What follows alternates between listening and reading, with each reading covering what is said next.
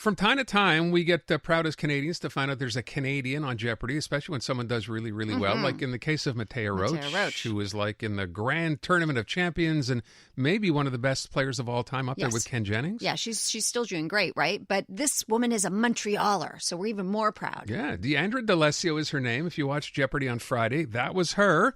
She ended up winning. And she's going to be back on tonight. Now, these things are pre-taped, so before I say anything or give anything away, let's at least say hi to Diandra. Diandra, how you doing? Thanks for being with us. Hi, I'm great. How about you two? Doing pretty good. So I guess the first question is, we've all sort of thought, I think at one point or another, I'd probably do okay on that show. And then I read your background, and you've been involved in, I guess, trying to get on this show or playing Jeopardy at home basically forever. Is that accurate?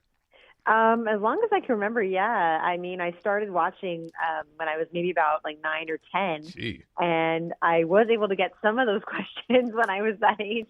But I kept continuing playing. I kept playing along, and I never really stopped. And when I finally came of age to apply, that's when I started applying. So wait, there's like a kids tournament as well, though. Had you ever thought of getting on that or not really? I'm not sure if Canadians are eligible. I mean, that would have been really cool as a child, but no, I hadn't applied for the kids, teens, or high school, or even college because I don't know if Canadians were eligible for those ones. I know for the regular Jeopardy we are. Okay. So there you are. Your dream has come true. You seemed cool, calm, and collected, but I wonder what was going on behind the scenes. Like you did not seem rattled by it. But what's it like to have your dream come true like that? Honestly, yeah. The day of, the week of, the nerves set in. There's definitely jitters before you get on stage, but we are given time to rehearse and to play a mock round to prepare ourselves. There's certain things that we have to do. For example, like the first episode, I'm kind of looking at the camera, but we're really supposed to look at either the host or the screen, or the screen of the questions, I should say. So I chalk up to nerves. But at the same time, when you're on stage, or at least for myself, you're just focused on playing the game and really focusing on that buzzer. So I want to go back if I can. So you do this. You've been doing this since you were a little person, and then how old are you now? I'm going to be 31 in June. Okay, so and how did you come to be on this time around? Did someone say to you, you need to go on, you're so good at this, or what brought you to actually apply? So this is actually not my first time applying. I first applied, I think, because you take the online test, and I think I started that in my mid-20s. Back in 2019, I passed on to the audition phase, where you go, well, at the time, this was pre-COVID, so there's different places in the States that you can go to and audition in person. And I went to Boston in 2019, but I didn't move past the audition phase. But then in September of 2021, I tried again. And this was being COVID, I had the audition online. And I was in the pool for 18 months, a little bit longer, I would say, because after that audition phase, you're in the contested pool for up to 18 months. Wow. Oh, and if you don't call, and if they don't call you after that, well, you apply again. And so just as my 18 months were almost up, this was back in February of this year. That's when I got the call. I have a question though. Wait, I'm confused. So you go online, you eventually get around. You go to Boston to do the audition. Did you not make the audition or move beyond that round because you had not done well enough, or why don't they move you on? Honestly, sometimes it's just a question of luck. There are some people that have tried out 3 or 4 times before getting on the show, including some mega champs. I think James Holzhauer, for example, has tried 3 or 4 times before going on the show. So honestly, it is a luck of the draw. But I have noticed that there have been more Canadians this year, including 3 Montrealers, myself being one of them, this year alone, which is very rare. How did the other 2 do? Do you know? So Vince Picani was back in January, and he won 1 game. I've been in touch with him since my appearance, and he's very, very nice. Naiko Dussault was actually a couple weeks before my air date, and I believe she placed second. Okay. So you won Friday. Today is Monday. You're back on tonight defending your win on Friday. What happened? I mean, I don't want to know because it's a spoiler. Well, I imagine you're not allowed to Are tell you- us, are I'm are you? actually sworn to secrecy. Right. I can't tell you. Are you back home? I mean, how many shows do you tape at a time? Okay, so like the tape days, there are 5 episodes taped per day. And you don't know necessarily when you're going to get called. The first player of the day is the reigning champion. And in my case, that was reigning champ Ben Chan. But apart from that, it was just a group of, it was a groups of 3, and I was the very last group on that tape day. Okay. Because we've heard before that you have to bring like 5 different outfits. You have to be ready to look like Oh, it's yeah. 5 different days. Well, it just sounds terribly nerve-wracking. Again, like I said, you seemed so confident. I'm wondering if you did the rounds of the different trivia nights here in Montreal. Like, would we have ever seen you, just blowing everyone's mind at a local with trivia normal night? people, yeah.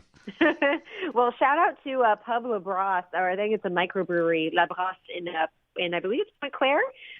They have trivia nights, I believe, every month, and sometimes I go with my aunt in a running club. So I may make an appearance next time, depending on the theme, because I do have weak spots. Yeah. Okay, so what are your I'm weak curious spots? to know. Yes. Okay, so anything having to do with sports. Oh. Anything having to do with, sorry, Habs fans. I also American politics. That's a bit of a blind spot. Even in recent years, with the spillover that we get from south of the border. I would say also maybe some different, maybe some math and science to a certain extent. Those would definitely be my. Yeah, those are all my weak spots as well, plus everything else. I'm also curious too, from what I read, you've become. I'm going to use the word fraternity here, but people who you met on the show, people who you didn't know before, have you formed relationships? Oh yes! Shout out to our unofficial team name, Team Gatorade. Those of us who have filmed March 23rd, 2023. I make sure to mention them whenever I can. They really made the experience so much even better than I could have imagined. Not to mention the crew and the host, Maya Bialik, who are also very nice. Oh, that's good to know. Yeah, Nice. so my fellow contestants and I still keep in touch to this day. And Ben Chan as well made us little wristbands that have that say Team Gatorade and then the tape date on them, and I make sure to wear it every day. Do you guys get to meet up at all? Do you have like get-togethers or? Some of them have. It's a bit harder for me being north of the border, but there are quite a few of us on the East Coast, so there have been some people who have met us. Wow. There is one of my fellow contestants, Nancy Duran, lives in Vermont, so she's not far at all. But hopefully in the near future we can meet up again. All I know is I'm hoping that there is a Gatorade endorsement in your future, because that should definitely be happening. And you answered one of my questions, which was that, so this was filmed back in March 23rd. You said that's a long time to wait, and you're still you still can't even tell us really what happened. So what's that like, trying to stay quiet and not tell your big secrets? I have to be very careful because and like friends or family are dying to know, like, how'd you do? I'm like, I can't tell you. As much as I want to, I also think, well, might as well surprise them too. Okay. Only my immediate family knows because they were there. Yeah, there but you did. I know you did buy a new car, right? No. I just thought I'd throw that so out then there. let's talk about that. The final question that everybody got wrong. You got it wrong, but you wagered properly. I heard you talking with our colleague Ken here about how you get extra time to figure out your wager. How disappointing is it to win but not get the final answer correct? A little bit, because like that was definitely a stumper. Like, I know what Jutland is, but I never heard of the Jutes. So but it was definitely a nail biter of a final, and we all like gave it our all, and our best guess. I was like, well, what ancient people do I know besides Vikings? I'm like, okay, Visigoths. And I mean, luckily it was all in the wager, and it worked to my advantage. Yeah, I can't believe you don't know the Jutes were members of the Germans, people that have come from Jabul, and according to the Venerable Bede, joined the Angles and Saxons in invading Britain in the 5th century. Everybody knows that. Let me read you the question. The category was groups in history, and the question was the third most famous group that invaded Britain in the 5th century. Like, it goes on, and you're like, what? Anyway, we're so proud of you. Can I just ask, what do you do when you're not Jeopardy? Like, what's your job? What do you do as a career? So I'm a technical writer, And so I've been there. I actually started a little bit before I auditioned last year, in 2021. So they know for sure that they were some of the first people to know that I'm on the show. So shout out to my coworkers as well. And they have been supportive the whole time, and I'm very grateful.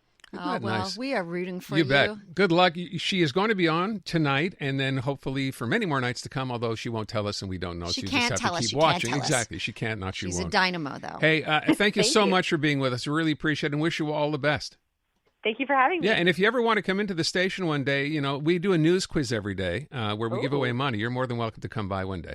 Oh, for sure. Thank you so much. Yeah, you're welcome. We won't make there be any sports in it that day. Well, no, actually we will. All right. Bring it. Diandra D'Alessio, Montreal Jeopardy winner and contestant. Thanks so much, Diandra. Appreciate it. Thank you. All right.